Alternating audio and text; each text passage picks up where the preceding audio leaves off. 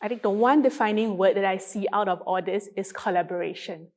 It's been very insightful and very inspiring to see HR leaders from all across the world and from all different companies come together to discuss how they can make the workplace better, more equitable, more flexible, and more productive for all their employees. So the first thing that comes to mind is about how skills are changing really quickly.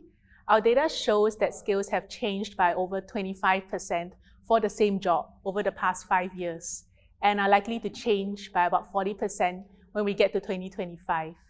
This means that upskilling and reskilling becomes really critical. And that brings me to my next point about learning and development and how L&D now needs to be a core part of a business priority. And it's not just about learning the new courses and learning the new skills, but it's also about HR leaders being able to help their employees connect these new skills to new job opportunities, such as internal mobility opportunities. And what we also see is that companies that are good at internal mobility are also able to retain their employees 2 times longer. So that's a win-win situation for everyone.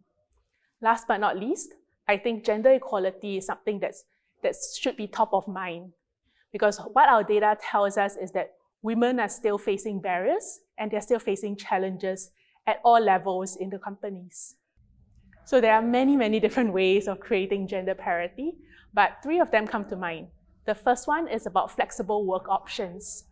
Our data tells us that when you have flexible work options, it makes it easier for women to balance between careers and also their personal obligations.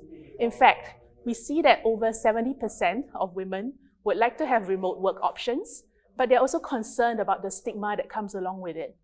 And that brings me to the next point on how do we train hiring managers and team leaders to remove subconscious biases around many of these topics and to create a fairer hiring practices and fairer promotion practices across the entire company.